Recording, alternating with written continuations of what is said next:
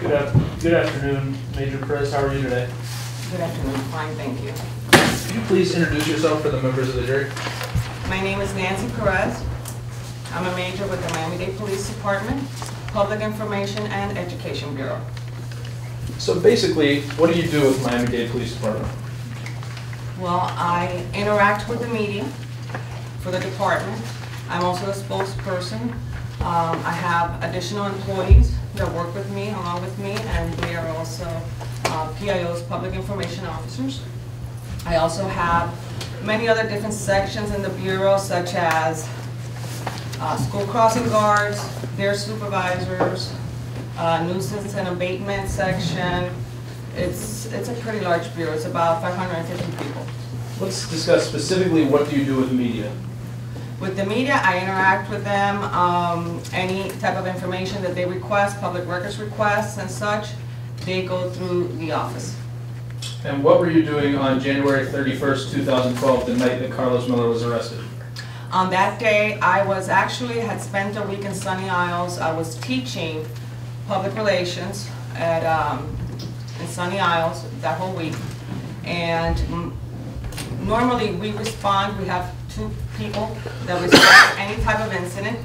And on that particular evening, my lieutenant, who has a baby, her child got sick, so she couldn't go with the PIOs, so I had to drive home, which I live pretty far west, and then I had to get my uniform on and then go to the Occupy Miami.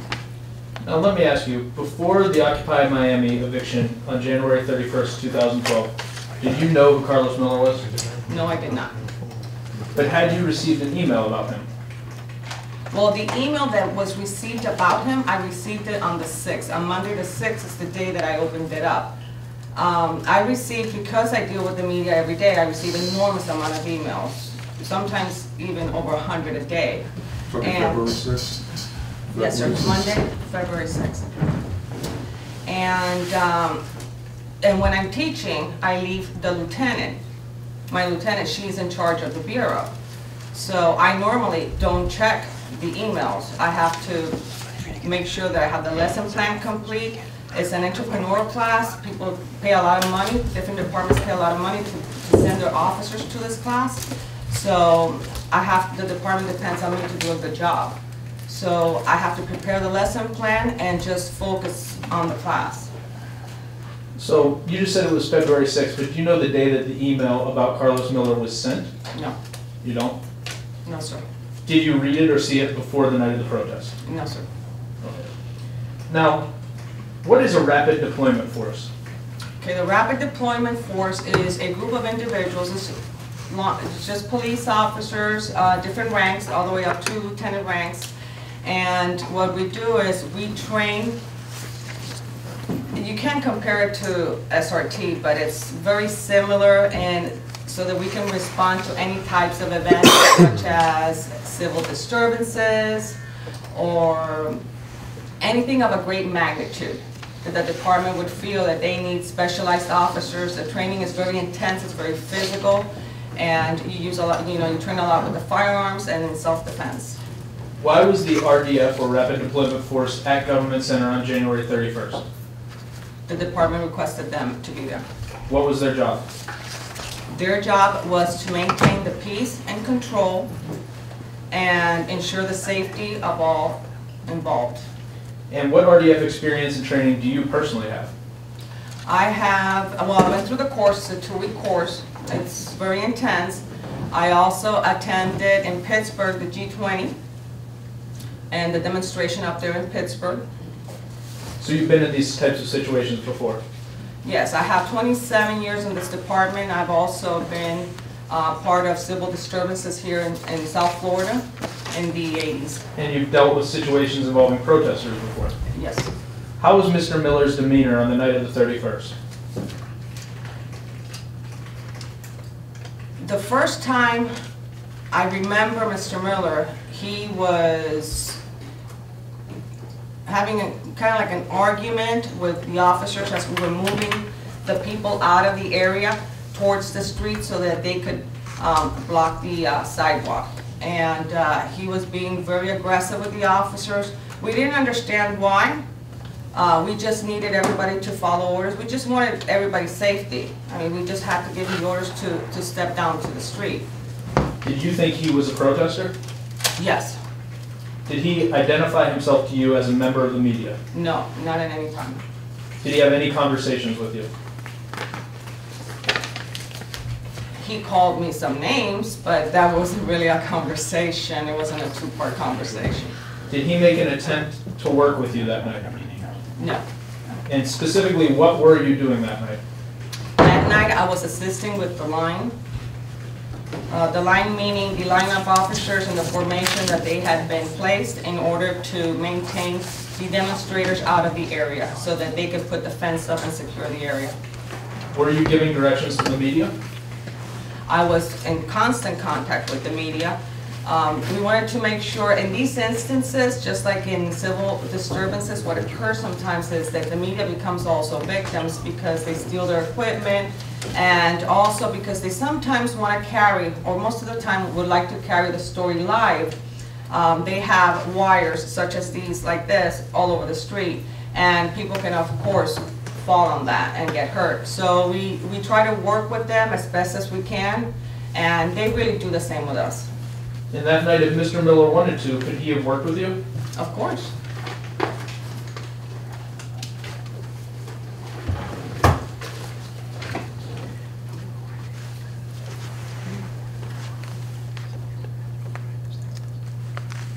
Why did you arrest Carlos Miller? Mr. Miller was everybody that was in the demonstration, even the reporters, were told that after the dispersal orders were given, they had to leave the area. That was the orders. I believe there was over 10 dispersal orders read that evening. Until the last dispersal order, they were told, if you stay here, if you remain here, you will be under arrest. Everybody basically followed the orders. They left the area. We went ahead and closed out certain streets for the safety of the people and vehicles and stuff that could be in the area that could, you know, get startled by seeing the crowds. And then at that time, as we were marching towards the back, we secured the area. We marched to the other side, towards the front, because the area was secure. And Mr. Miller went ahead and came back into the area. Did this concern you when he came back in? Yes. Why? Because during the evening, he had been antagonizing the officers. So, plus there was really a safety factor. We didn't understand why he would break the perimeter and come back in. So it was a very big concern. How many times had he been told to leave, approximately? Well, as he was told over, I believe it was 10 times that dispersal order was read. Are you aware, do you know if he speaks Spanish or not? I didn't know him, so I don't know if he spoke Spanish. Do you know now if he speaks Spanish? I believe he does.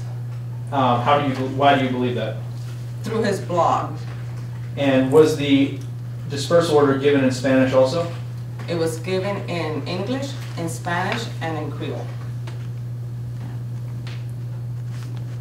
Now, I want to show you, let the record reflect, I'm showing defense counsel what has been marked for identification as State's Exhibit 1D. Reflects. No, it's the same as the one before. No, it's a different one, but it's the same thing. Yeah, that's fine. That's fine. So, defense stipulating to the admission? Yeah. Okay. State now moves what has been marked as 1D into evidence. All right. State 3.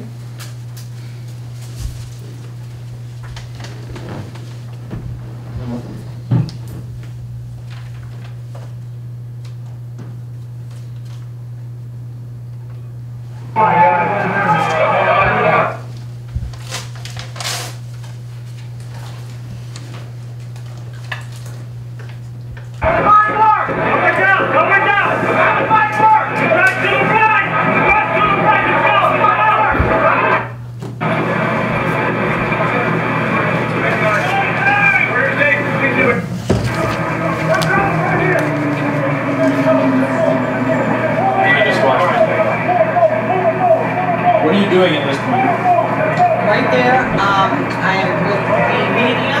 They had asked me. Okay, I'm there with the media. They had asked me if they could go back there, so I escorted them. What they do is, when they create a story and they report on something, they have to finish what they call a package. That's their story in its entirety. So they asked me, they said, Nancy, can we go back there so we can just film them? And when we send it to the station, they can see that the All story this is hearsay. that the story is done. Overruled. And so I went back there with them. That's, because if I wouldn't have been back there with them, then the officers would have thought that they were trespassing and then they would have placed them under arrest. So that's why I escorted them. So those were people that you were working with? Yes. What side of the RDF line were they on? They were on the, well, it all depends on, Were they in front of or behind police lines? The members you were working with? and right there in that section? Yes. No, in that section, there weren't any lines, they were with me. They were on the sidewalk and on the street with me. Okay, and before this point, what side, when the police were pushing, what side of the line were they Oh, on? no, they were behind the line. And what side was Mr. Miller on? He was with the crowd. Okay.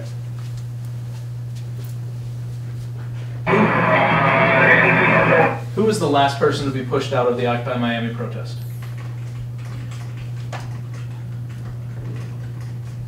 I don't recall.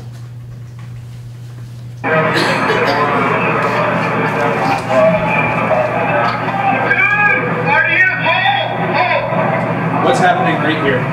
Right there is when we're walking back, because we have cleared and secured that whole entire area. We are walking back to where we initially started, which was by the 111 building, by the government center building. And so as we're walking back in formation, Mr. Miller comes around the building and appears. Did you walk towards him? He walked towards me and I walked towards him. We walked towards each other, yes. Did you go out into the street towards him? Or did he come to you? No, we basically met together. And why, are the RDF members allowed to break the line at that point? Are they allowed to break formation or no? No. Okay.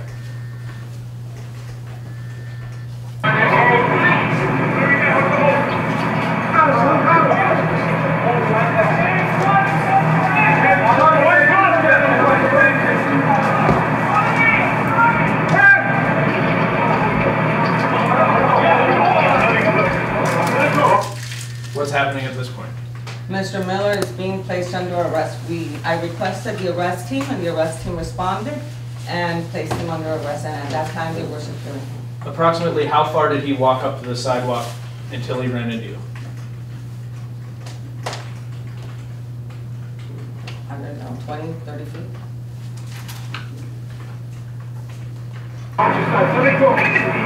Well, I'm not doing anything. I'm not resisting. You have to be hard.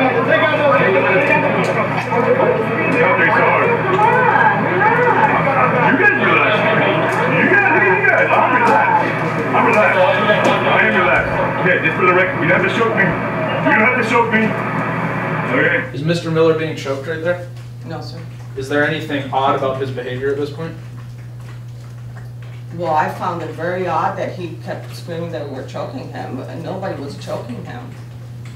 And I tried to explain to him in the best of my abilities that we just had to remove what he had on his person for safety reasons. Do you remember what else he was saying?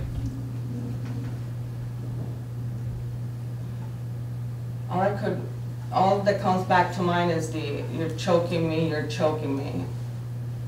Do you know if Mr. Miller was hurt that night? No. No, you don't know, or no, he wasn't No, hurt? he wasn't hurt. Was he brutalized? No, Was he choked? no. You can do it a little easier because I'm being cooperative. I'm being cooperative. At this point, what is Mr. Miller doing with his hands? Well, they're trying to place his hands behind his back so that they can put the handcuffs on him.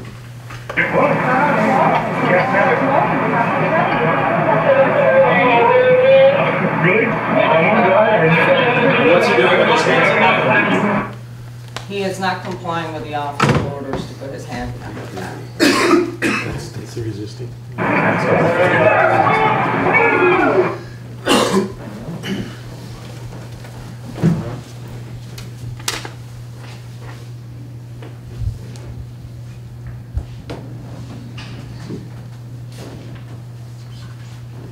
Were you concerned with protesters or other people walking back into the eviction site?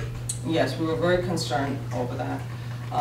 As a matter of fact, that was one of the specific orders that our director, Loftus, had given us, telling us that one of his concerns, what he did not want, is for our officers to get surprised and for anybody to break the perimeter and come back in.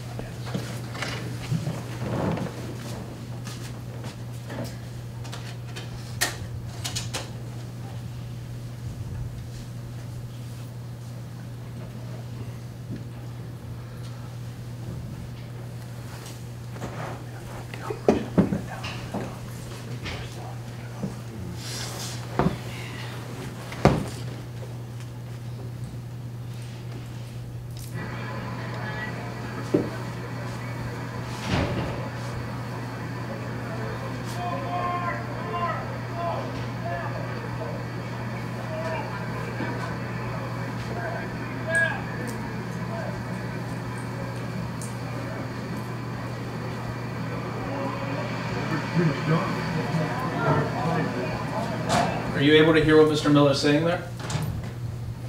No.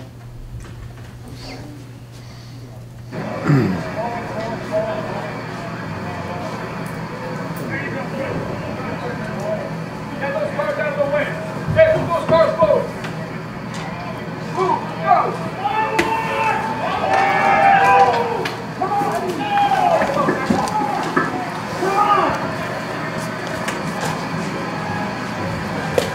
What's going on with that car? The car is driving right into the area. Is that a problem? Yes. Why? It's a safety issue for the officers and also for any, remember the protesters had dispersed. So it means that they were in the area and it was dark. So we had to make sure, we just wanted to make sure that nobody would end up getting hurt. Had Mr. Miller left at this point? That I would call, yes, everybody had.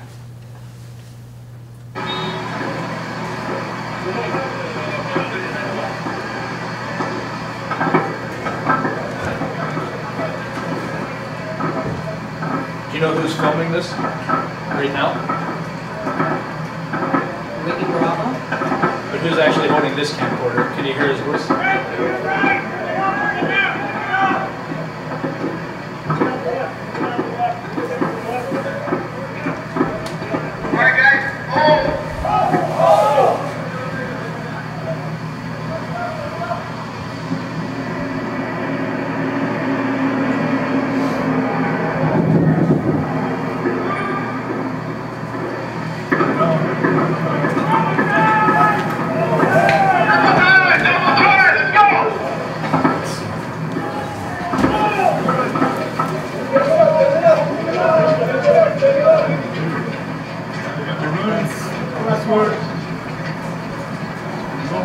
Who's filming this part?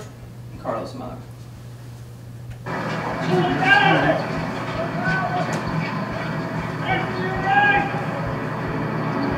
So who was the last person pushed out of the Occupy Miami protest?